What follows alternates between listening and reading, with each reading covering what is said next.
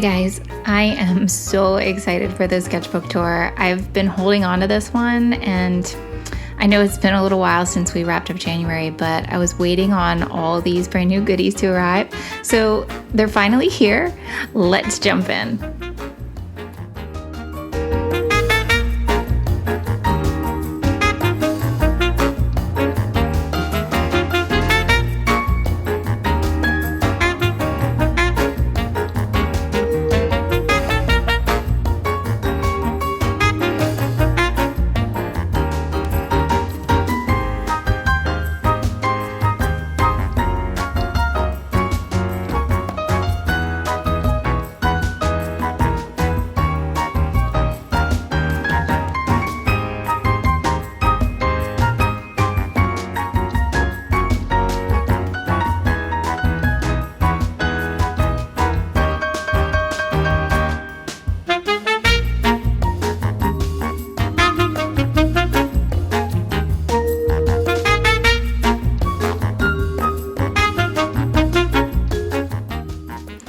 All right, guys, I'm so ready to go get into this one. It's January sketchbook time, and I can't wait to show it to you guys. Now, full disclosure with the sketchbook, if you watch the December sketchbook, you'll see a couple of pieces in here from there. You know that this was a shared sketchbook December and January, but because at the end of every month we pull out the pieces that we're sending off to their new owners, I wanted to just flip through this entire book, whatever's left in it.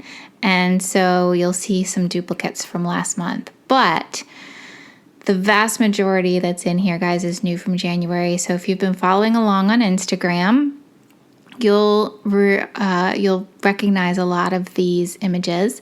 And actually, you should recognize all of them. I think all of them were shared in the January feed. And I love the sketchbook so much. It's one of my favorites. This is a new format for us in 2023. We're doing these mini daily dog portraits. They're in acrylic and they're in a Canson sketchbook. This is a mixed media sketchbook, 7 by 10 inches. And so these are what we're calling our mini portraits, and I just absolutely adore them. They're so adorable. So if you have been following along, you know that we pre-printed all the pages in the sketchbook. So I'll link to where we show how that works. But I wanted to talk about something that I haven't talked about in previous videos, and that is how I actually paint my portraits. And so on these backgrounds, I'm doing mixed media portraits, and they're primarily done in acrylic paint, just regular acrylic paint, and colored pencil. And I don't do a whole lot of colored pencil. I do most of the colored pencil in the initial sketch, and which you see in my stories, and in some of the final steps. So in some of these, you'll see a little bit more of the colored pencil showing through, but in a lot of them, you really hardly see it at all. And I really like the colored pencils to sort of bring out some of those really fine details in the portraits, in the eyes, and mostly in the outline. Guys, in these portraits, the silhouette is kind of the thing for me. I love finding pictures that have just a really interesting silhouette that are going to look really good on that plain square background that we've created. So the paint methods that I use in these are actually ones that I developed over time doing the portraits that I did last year, the larger scale portraits that I did. And so let me talk a little bit about that. So for these, I like to put down a lot of the color in just very generic passes. So I use a very limited color palette of just 4 colors. Payne's Gray, which is kind of a bluey black, yellow ochre, which is like a brownish yellow, a red ochre or an English red, which is kind of a toned down red, like a clay brick red, and then titanium white. And with those, I mix all of my colors. So I put down my initial pass of my generic colors, and then I spend most of my time finessing the details here with dry brushing. And because acrylic dries so fast, I kind of find that that's the best way to get really smooth kind of blending with your acrylic paint. And it's similar to what you would probably get if you were using colored pencils with kind of a light touch and then maybe burnishing over top of them. But I find this so much faster because you can use a pretty big brush considering how small these portraits are. I might use like a size 8 or 10 round brush to brush on and just get all my smooth transitions with a really dry paintbrush. And then the last thing I do is go over any of the more particular details that I want to go over, like the highlights in the eyes or any highlights around the edges of things with a smooth, tiny like liner brush and my colored pencil. Hey guys, I just wanted to pop on here because I'm working on our postcard files. All of our digital copies for January Daily Dogs have been emailed out, and I'm about to start packing up and sending out originals. So last chance, if you want to get your Daily Dog portrait for January and you haven't let me know by today, and I'll get that out to you this weekend. Hey guys, I'm back because guess what's here?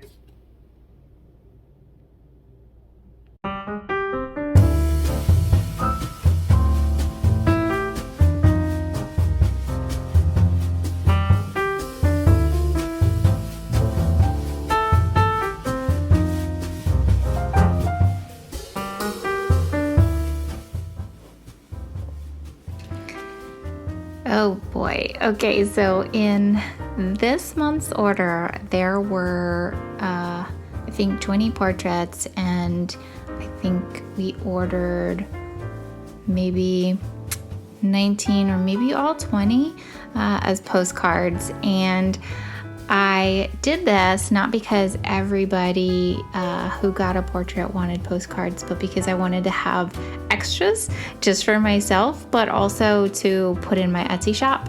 I'm so excited to be able to offer these to you guys, and I absolutely love them. So I figured even if they don't sell at all, there's something that I would actually use and I wouldn't mind having around for myself. So they make awesome note cards to mail out or just to give to someone. I've framed a few and put them up on my wall. Surprise, surprise. I'll be showing you some images of that too. But basically what you're seeing here is me getting the order and just putting them all out just to look at them all together, just because they look so cute like that.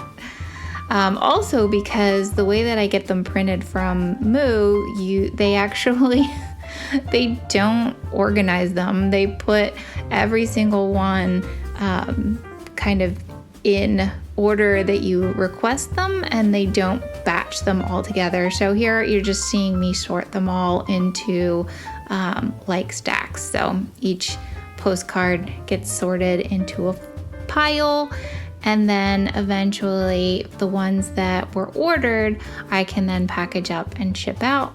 And the ones that I'm keeping, I can put away for myself. And honestly, I just can't stop looking at them. I just love them. So what goes into making these postcards? So it's actually a little bit more work than you probably would think it would be. So the first thing that I do is scan in all of the images, and I have to scan them in at a pretty high resolution just because the print quality is so good from these printers that I want to make sure that we get the best postcards that we can. They do get shrunken down a little bit, so even though these are mini portraits, they get shrunken down a little bit more because these postcards are 4x6 and the original artwork is in a 7x10 format. So we want to make sure that we get the best image that we can. We scan them at a high resolution, and then the next thing that I do is bring them all into Photoshop and just make sure that, any of the, dirt or marks, extra marks from my pencil or from my hand when I'm painting get sort of taken out, that the colors are what they need to be. I can bump up the contrast if I need to on anything. I can lighten some areas, darken some areas, just make sure that they look just as good as they possibly can before they get printed. And so once I have everything scanned and adjusted, then I can go onto the website and upload each file individually and look through the website to get a virtual proof. The virtual proof is, it's an interesting step. It's a good step. But it's basically just showing you what you uploaded. So it's giving you one more chance to just look at everything that you uploaded and make sure you didn't make any mistakes. Make sure that you uploaded all the files and that everything is good. And so once those are uploaded, then the other thing that I do is just create the opposite side, which is just a simple graphic with my name and my logo on it. And then I send them off to be printed and wait for them to come back. So that's an easy process, and it's a similar process actually I'm finding for pretty much all products. So I've done a couple of products with Society 6 and some other goodies, and yeah, it's really just a matter of making sure that your files are high res so that you can edit them as much as you have to. Sometimes if you've got a product that has a different format than what your original art is, it takes a lot more work to to get it to look good on that product. But luckily for me, all of these portraits are done in a format that really lend themselves to these note cards. So that's not an issue. Now, speaking of other products, as I'm sending these out and as I'm sort of thinking about listing them in my Etsy shop, I've also been, as you guys know, if you've been watching this vlog, you know that I've been testing out some other products and stickers, to be precise. And so I'm also going to be looking to list those in my site, in my Etsy shop really, really soon. So if you do go onto my Etsy shop and you decide to order any of these postcards or any of these products, I always reserve the right to add extra little freebies and goodies into every package. That's one of my favorite things to do.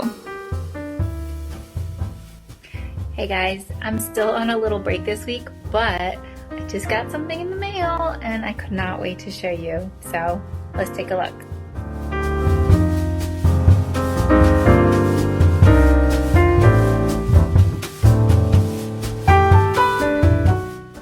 Hey guys, 2 more packages just showed up.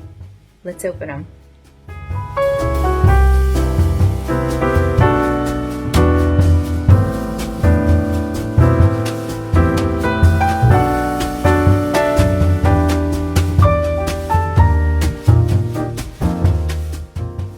Okay, so that's it for me, guys. Don't forget to like and subscribe if you want to see more. Come on over to Instagram if you want to catch up on all the latest on the Daily Dogs Project. Definitely tag me in a pic if you want to join in. And yeah, thanks for watching, and I will see you soon.